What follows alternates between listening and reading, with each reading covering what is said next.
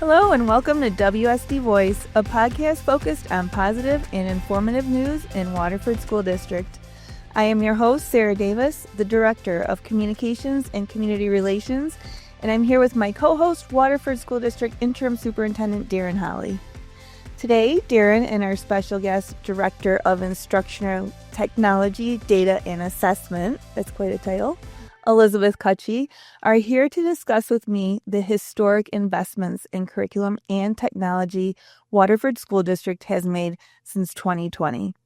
In fact, when combined together, WSD has invested over $15 million in these two areas, which is just incredible and very, very exciting. First, Elizabeth, welcome to the show. You oversee technology. How much have we invested in technology separate from curriculum in the last 4 years? Hi, Sarah. Thanks for having me today. We've invested approximately $12.1 million in technology at this point. Wow. So can you provide us with an overview of some of those key investments? Yeah, I'd be thrilled to provide an overview of what we've invested in. So currently we have one-to-one Chromebooks in all of our classrooms from JK through 12th grade. We also have installed Promethean interactive displays in all of our classrooms, from our early childhood center to the post-secondary, with a vertical adjust mount so it can move up and down as students interact with it. And that's really key, especially when we're talking about higher up for our high schoolers and lower for our early childhood. The wonderful thing about those two devices is that they actually interact with each other. So our students can display their Chromebooks onto the Promethean board through a screen share app. And that way they can interact and display their work and their results to look at it. It also makes it, when it's from the Chromebook to the Promethean board, interactive, so the student can write and play around with the work. We've also upgraded all of our workstations to feature dual monitors, so our staff has easier access to curriculum and resources. We refreshed our devices for our teachers with a Dell laptop. And also this year, we invested in high-end document cameras for our visual arts classrooms, K through 12. And then we also, in our buildings, implemented digital signage. So when parents or families walk in, or even students, they can see important news and announcements on those displays within the hallways. And last but certainly not least, this year we launched and invested in a new esports program and lab for our high school team this fall, which we're quite happy to share. Currently, right now this week, we have 2 teams that are taking place in the first round of playoffs at the state level. Okay, well, we're going to have to promote that. So not a lot of going on the technology? Yeah, right. No, not at all. Well, that sounds awesome. We'll switch over to Darin for a second. Darin, right now you're acting as interim superintendent, but you are also the district's assistant superintendent of pre-K 5. So you know a lot about all of these curriculum changes that have been going on. Mm-hmm. Can you talk about the specific curriculum investments made since 2020? Well, we've invested over $4 million so far, and really well over that when you start considering the human resources we have used to roll out these curriculums. Probably it seems like about 1 million hours as well to really roll this out correctly. Right. And same question I asked Elizabeth, what can you kind of give an overview of what are some of those curriculum investments? Sure. I mean, honestly, it would be easier to list the things that weren't affected by this investment, but I'll go over just a few of them. So we basically have overhauled and replaced almost all of our curriculum materials, K-12, and it includes ELA, math, science, social studies, Spanish. We've also invested in several individualized learning platforms, Lexia, Amira, and Dreambox, and these are specifically designed to reduce the skill gap and engage students where they're at. Amira is a state-of-the-art, sophisticated, and sassy AI reading assistant that helps students read. She provides micro-interventions, and it tracks their progress and provides specific targeted feedback to the teacher so that they can be intentional about their small group instruction. How cool is that? Very cool. Amira can never replace a teacher, but she sure is helpful and insightful. And she's a great assistant, and she never gets tired, and she can be in multiple places at the same time. Wow, she sounds amazing.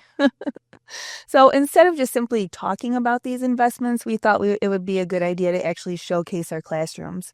Right now, we're going to use some video footage from a new series that we started here at WSD called Classroom 60 that highlights in 1 minute the different teaching and learning that is taking place in our classrooms. So one classroom we visited was Kristen Powell, a first grade teacher at Donaldson Hills Elementary School. Let's listen to what she's been working on.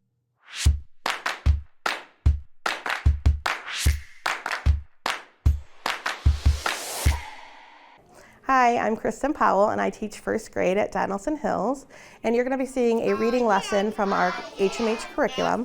We're going to do a shared reading where students are going to start in partner groups talking about our vocabulary words.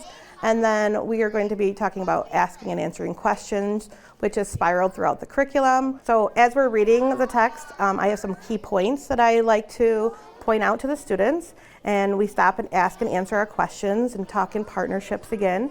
So once we're finished, we're going to dive right into our literacy centers, where some students are doing Amira, some students are working on Lexia, some students are working on Dreambox, and then some students are being pulled into small groups to work on letter and vowel sound. So these small groups help students become more confident readers and more proficient in their reading.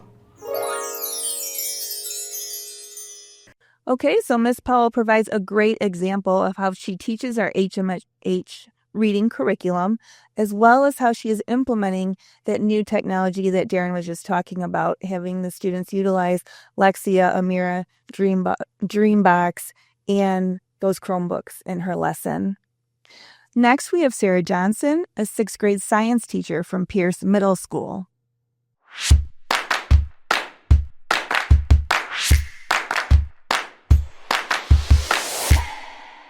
My name is Sarah Johnson, and I teach 6th grade science at Pierce Middle School. And today the kids are dissecting a sea lamprey and a yellow perch. It's part of the iQuest unit for Where Have All the Creatures Gone? So the students have been studying invasive species into our Great Lakes region, and they learned that over time there was a huge decrease in the population of lake trout. And so they've been discovering ways or reasons for that happening. They're going to be looking at internal organs, external organs. They're going to look at how the lamprey affects the fish population in the Great Lakes region. So this is an excellent introduction into 6th grade science for our students. It's the first time that they're going to have exposure to a dissection, and they're really excited, and it's a great stepping stone for having an awesome year in science as a 6th grader.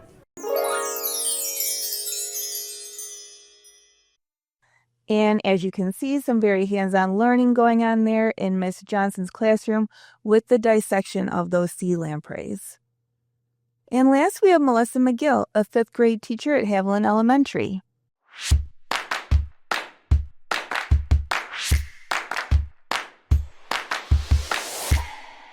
Hi, I'm Melissa McGill, and I'm a 5th grade teacher at Haviland Elementary in Waterford. And today we were working on a social studies lesson using the TCI program, which is great because I have a series of slides for the book work that we're doing right now.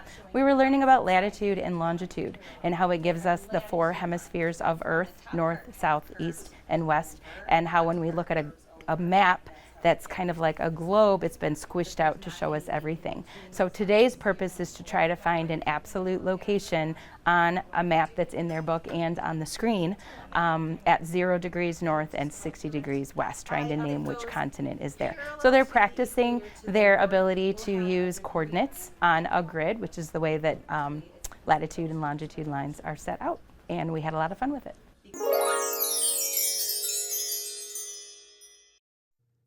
And as you can see there, Miss McGill doing some great work using new curriculum as well as our Promethean boards to conduct a social studies lesson.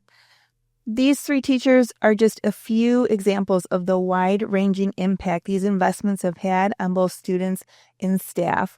So Darin, from a student's perspective, how does this new curriculum impact their learning opportunities? Well, the curriculum materials are visually appealing. They're new. They're research-based. and they portray a variety of ethnicities and cultures and allows students to see themselves in the materials. All the technology pieces enhance and extend the curriculum. Promethean boards are massive. They're huge. They're easy to see, adjustable, moving up and down, like Elizabeth said. And they really allow teachers and students to manipulate and display what they're learning and problem solving right in front of everybody. This helps with engagement, and it makes problem solving more visible to all students. The Chromebooks open up just a new window into our online learning platforms that we discussed earlier, that are individualized and targeted exactly to what students need in order to enhance their learning, as well as close the skill gaps that may exist. And they're also used for online assessments. Love them or hate them, they are here. And so we have found ways to leverage them so that students can not only get in the habit of taking them online, but when they do that, that interfaces with our curriculum resources to provide reporting and just really targeted needs that students have, and brings that to light for teachers, helps them to make small group choices based on skill levels. It's really nice. And this also helps them prepare for MSTEP and NWEA, to just have that comfort level of using the technology to take assessments. Mm-hmm. Okay. And Elizabeth, same for you from a student's perspective. How has the technology enhanced their learning? So it's actually really quite amazing when you walk into a classroom and you see how the students are interacting so seamlessly with the technology. It's really creating that environment where it's truly just a tool to assist in their learning process, which is exactly what we would hope for, especially with this generation and our next generation of students. One thing that you notice in Kristen Powell's classroom is that and Darin shared, they're using the Lexia, Mira, and Dreambox software, which gives them that opportunity to have that individualized instruction. It's quite amazing to be able to provide that at their own pace, at their individual need, so we can hit it and target those interventions and invest in advancements in a different format. Where within Mrs. Miguel's classroom, we were able to see them interacting with a presentation. So versus where we would see a normal presentation on a board where students could just read, or the teacher could read through it, the students are actually interacting with them. And we know when the students are able to interact with the curriculum and the materials more, even if it's just a presentation, it holds in better and they understand the curriculum. So we're really looking forward to having that interactive piece with this technology and the new investments in curriculum.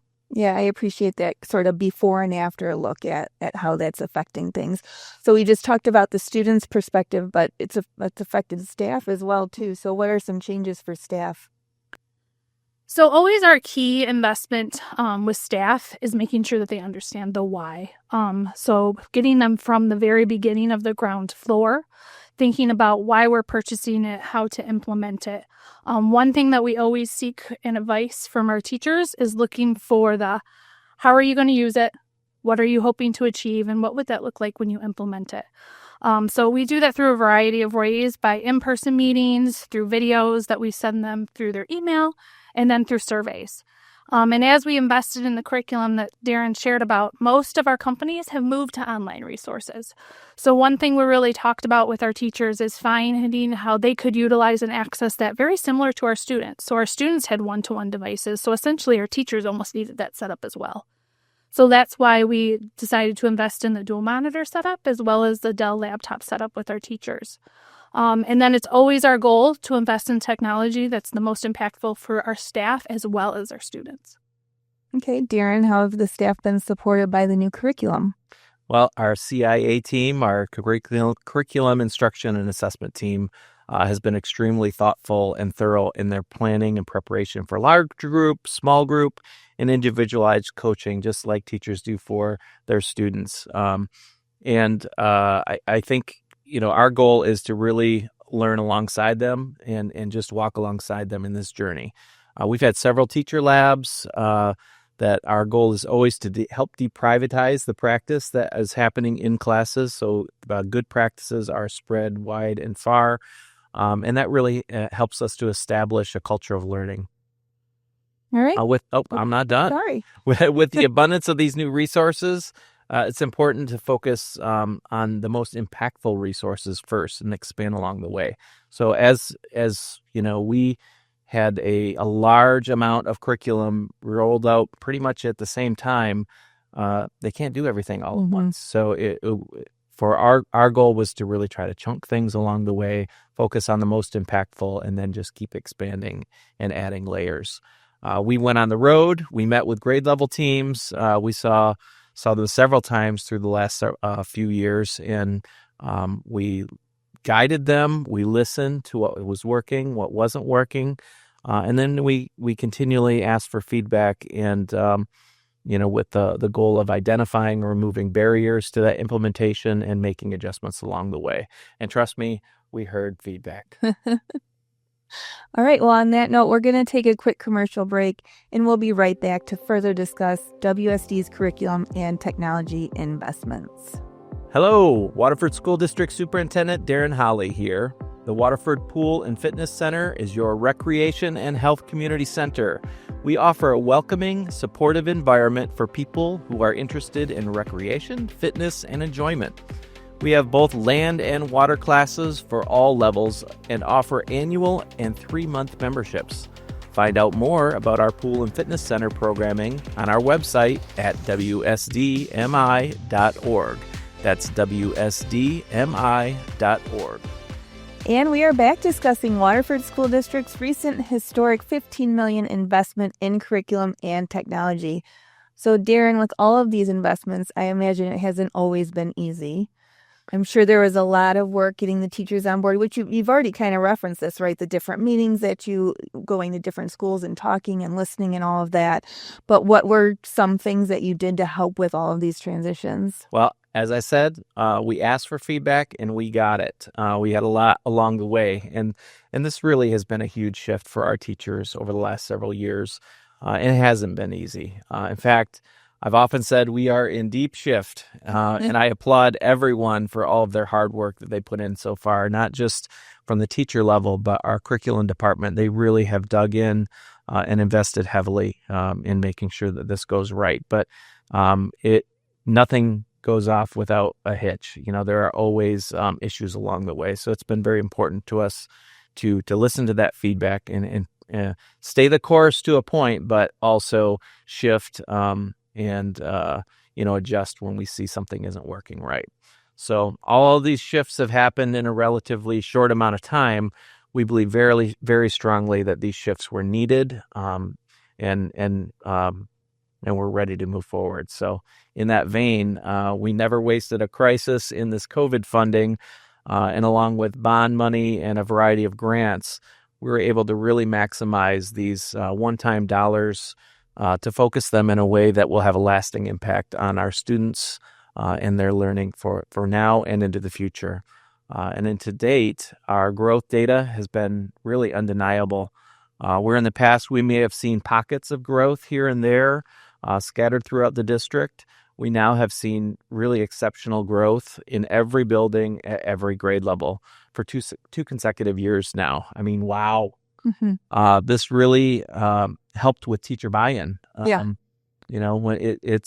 it's hard to it's hard work going through this, and our staff is certainly not shy of working hard. But working hard with minimal growth is really a tough sell for our teachers. But hard work leading to amazing student growth makes it all worth it. Mm-hmm. Yeah, absolutely. So, Elizabeth, same for you. I'd imagine for yours, just from the physical standpoint of getting the buildings ready to suddenly kind of harness all of this different technology was a unique challenge. So how did that go? So you're absolutely right. Whenever you approach a new project, it takes a lot of understanding and patience. And I will say our buildings are very good at adapting and working through that as we implement these new projects. One piece to the puzzle within this investment was our wireless infrastructure. So we needed to upgrade that in order for all of these things that we've shared to be working. And we share that because that's not the shiniest thing that everyone sees. Actually, it's pretty much in the background. Right. But that was a 3-year huge project investment that allowed us to have the one-to-one devices in our classrooms along with so many other in our Promethean boards. So we can't say enough, and thank you for that to our community as well as to our staff for living through that with us. And like you said, nothing comes that's not difficult, but we always move forward. So as always, we say there's a lot of items that take place behind the scenes in our technology world and our work, but we continue to invest to ensure we've set ourselves up for success. Mm-hmm. And then along, with that physical, I guess, sort of journey of the buildings, there's really trying to get people to adapt to new technology, which isn't easy at all. So how has that gone with staff and students and having them implement them? And really, it's every day now into the classroom. Yeah, absolutely. One thing you've got totally correct, and we could all say, is that change is not easy. Change is hard, and we know in technology, change can be really tricky because technology changes every day. So how do we work through that? How do we move through that? So as such, we try our best to keep in communication from the very beginning of everything that we're changing. We try to do that through short links, through videos, looking at some just-in-time learning, along with things that aren't too cumbersome to get the buy-in. Then once the technology investments are purchased and installed, we work with our staff to do and align a professional learning plan. That can include asynchronous, it can include in person, it's spread out over time, it's not all given at once. But then the other pieces, and Darin hit the nail on the head with the curriculum, is feedback. Getting feedback from our teachers. What do you need? What does it still look like? And knowing that there's a variance of skill levels within tech. So it's a matter of differentiating the teacher's instruction as well as the students at the same time. And I can't say anything more about making sure and ensuring we have that feedback. Mm-hmm. Yeah, I hadn't really thought about that, just the difference in skill level. Mm-hmm. Yeah, and that's between each person. Yeah, that's one of the trickiest things with a lot of things, but definitely in the technology world. Yeah. Okay, now, Darin, I want you to remove your assistant superintendent of curriculum hat and put this regular superintendent hat back on. From a superintendent's perspective, why was an investment of this magnitude needed? I mean, this is, you talked about the funding and how so many dollars were purposefully put towards curriculum. So why was it needed to invest that heavily? And more important, what are we hoping for the future with this type of investment? Yeah, so we have been really blessed in this district. I've been here for just a few years, but we've been really fortunate to have teachers and staff that have always been very dedicated to student success. And they love their kids every day, and they work very hard to provide them with everything they need emotionally and academically to do their very best. And we have some of the very best educators in the business. I would put our teachers against anyone, really. I see their work every day, and I see their dedication. But unfortunately, our data has not consistently matched that effort that we have put in. And in fairness, we really have not had a comprehensive system of resources that are all aligned and working together to provide that alignment and cohesion to really set our teachers and our students up for success. So purchasing and implementing all of these comprehensive curriculum resources and technology enhancements really is a complete game changer for our staff, for our students, and for our community. And they will pay dividends moving forward. This is not a short-term thing. We have a system that is now aligned with a scope and sequence like ours, right now. This ensures that we are all rowing in the same direction and allows us to provide support to staff and students in an efficient and effective manner. We have more tools now and resources than we ever have had, and we see them in use on a daily basis, on a minute basis. I was just in Donaldson the other day, and I'm walking through the hall. I see kids sitting at these little desks, and they're reading to a mirror. You go into classrooms, you have some students working on Lexia, some working on Dreambox, a small group that are working with teachers. The Promethean boards on there are lessons on the board. It is an extremely engaging environment. And we've already seen a huge shift in our growth data, and I believe that we're on the cusp of our achievement data following suit. And if you don't mind me borrowing your little catchphrase, our future is bright in Waterford. I truly believe that, and I'm really excited to see just how far we can go. Yeah, I agree with all of this going on. And it must be so gratifying you too to walk through the halls and see this for both of you and seeing that this has actually happened. I'm sure for some of the plans for a while, I was like, are we going to be able to make this work? And you're doing it. And so good job to both of you. Well, really, credit goes out to all the staff, the technology staff behind the scenes. They really have done a monumental task of getting these things implemented, and from our teaching to our CIA staff, just really being intentional and rolling the wave with teachers and learning alongside them. And the thank you does also go to all the departments working together to really collaborate to how are we going to invest and how are we going to move this forward. Took a lot of teamwork. Yep. All right. Well, excellent. Thanks for being on the show, both of you. Thanks, Sarah. Thank you. This podcast is brought to you by Waterford School District's Department of School and Community Services and is produced by Video Production Coordinator Jane Kelly. I am the host of this podcast, Sarah Davis, and you can find all episodes of WSD Voice on our website at wsdmi.org, or you can tune into 89.5 WAHS, Radio Central Multicultural, or any Waterford Community Cable channel. We also invite you to subscribe to the podcast, which is available on Apple Podcasts, iHeartRadio, Spotify, Amazon Music, and if you want to watch our recording on our WSD YouTube channel. We so appreciate you listening today and encourage you to tune in to future episodes of WSD Voice as we discuss topics geared toward inspiring, educating, and empowering our students, staff, alumni, and community to thrive.